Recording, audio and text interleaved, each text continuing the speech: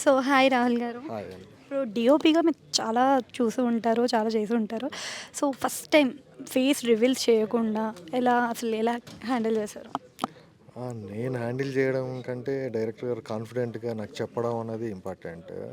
తను ఇంతకుముందే చెప్పాను. తను ప్రీ ప్రొడక్షన్‌లో చాలా హార్డ్ వర్క్ చేసుకున్నాడు. తను ప్లానింగ్ ఎవ్రీథింగ్ ఆన్ పేపర్‌లో పెట్టేసి నాకు ఇలా కావాలి, ఈ షాట్ కావాలి, నా మిడ్ క్లోజ్ ఇది, ఇక్కడ ఫేస్ రివీల్ కాకూడదు, ఇక్కడ నాకు నోస్ కావాలి, ఇక్కడ హ్యాండ్స్ కావాలి అని ప్రతిదీ ఆన్ పేపర్ వర్క్ చేసుకొని వచ్చేసి నాకు చెప్పాడు. సో, జస్ట్ ఆయన చెప్పింది నేను సింపుల్ ఎగ్జిక్యూట్ చేశాను అంతే. సో, ప్రతి డీఓపీకి ఒకటుంటది. ఒక ఎమోషన్‌ని క్యాప్చర్ చేయాలి అంటే టైప్స్ ఆఫ్ క్యాప్చర్ చేసుకుంటూ పోతూ ఉంటారు. సో, ఇది మీరు క్యాప్చర్ చేసేటప్పుడు గూడా మనకు అనిపిస్తది కదా! అరే! ఈ ఎమోషన్ ఇక్కడ ఉంటే బావుంటది అని. సో, ఆ సిట్యుయేషన్ లోపల పెట్టుకొని బయటికి చెప్పలేని సిట్యుయేషన్ ఏదైనా ఫేస్ అయిందా మీకు? అంటే బేసిక్‌గా ఎమోషన్ క్యాప్చర్ చేయాలని ప్రతి మూవీలో ఉంటుంది. బికాస్ ఆఫ్ ఫేషియల్ ఎక్స్‌ప్రెషన్స్‌తో ఎమోషన్ క్యాప్చర్ చేస్తాం. బట్ ఇక్కడ టాస్క్ ఏంటంటే ఇక్కడ ఫేస్ కనిపించొద్దు. సో, దాన్ని ఎలా చేయాలి అనంటే జస్ట్ ఆల్టర్‌నేట్‌గా చేంజ్ ఇట్ టు మూవ్‌మెంట్ అనమాట. ఆ కెమెరా మూవ్‌మెంట్‌తో మేము ఆ ఎక్స్‌ప్రెషన్‌ని ఎగ్జిక్యూట్ చేశాం అనమాట. సో, 26+ క్యారెక్టర్స్ అయితే మూవీలో ఉన్నాయని చెప్పారు. So, okay. ప్రతి మూవీలో మనం చూస్తూనే ఉంటాం ఒక కొత్తదనం. ఈ మూవీలో కూడా మనం ఒక ఎక్స్‌పెరిమెంట్ చూస్తున్నాం. కొత్తదనం కూడా మనకు కనిపిస్తుంది. బట్ హీరోయిన్‌ని రివీల్ చేయకపోవడం అనేది మేము కొత్తగా ఎక్స్‌పెక్ట్ చేయొచ్చు. కానీ 26 క్యారెక్టర్‌ని రివీల్ చేయకపోవడానికి మీరు ఎంతవరకు కష్టపడ్డారు? అదే మేము ముందు నుంచి చెప్తున్నాం. ఎవరం కష్టపడలేదు. మేమేమి ఏదైతే అనుకున్నామో అదే చేసాము. చాలా ఇష్టంగా చేసాము.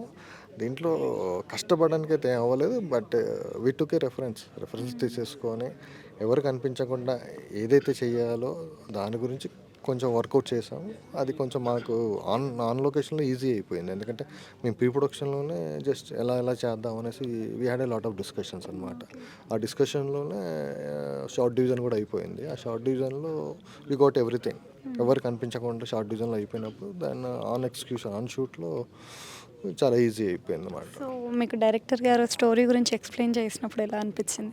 యాక్చువల్‌గా తను ఎగ్జాక్ట్‌లీ షూట్ స్టార్ట్ అయ్యే 1 మంత్ బిఫోర్ వచ్చేసి, "అన్న నా దగ్గర ఒక ఐడియా వచ్చింది. ఇలా చేద్దాం" అనేసి అడిగాడు. అయ్యో! ఐడియా వచ్చినప్పుడు డెఫినెట్‌లీ చేద్దాము. ఓకే. అంత కాన్ఫిడెంట్‌గా వచ్చాడు కదా! చేద్దాం అనుకున్నాను అని నేను చెప్పాను. చెప్పగానే తను ఎగ్జాక్ట్‌లీ మళ్ళీ ఒక 1 వీక్ 10 డేస్‌లో మొత్తం స్క్రిప్ట్ రెడీ అయ్యి వచ్చాడు. నేను అప్పుడు కొంచెం షాక్ అయ్యాను. అరే! ఇంత స్పీడ్‌గా చెప్పిన ఐడియాను ఆన్ పేపర్‌లో పెట్టుకొని వచ్చాడు. లేదన్నా మనం అసలు అసలు నెక్స్ట్ ఒక కథని నమ్మాలి అంటే కొంచెం ఆలోచిస్తారు ఎవరైనా సరే. సో, ఈ స్టోరీ చెప్పినప్పుడు క్యారెక్టర్స్ కనిపించవు. Horror genre. సో, ముందు ట్రైలర్‌లో చూసినట్టుగా ఒక రొమాంటిక్‌లోకి తీసుకెళ్ళి దాని నుంచి టపాక్కున పడతది.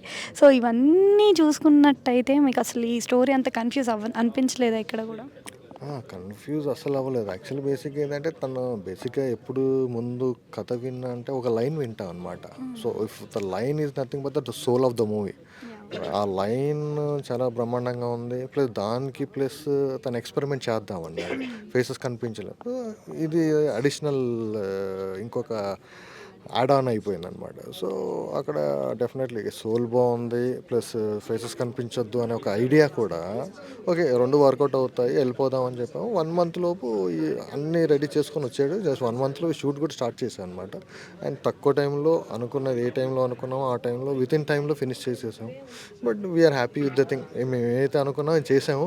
బట్ రెస్ట్ ఈస్ రిలీజ్ తర్వాత ఎవరేం చెప్తారో చూద్దాం. Let's see. All the very best. Thanks a lot.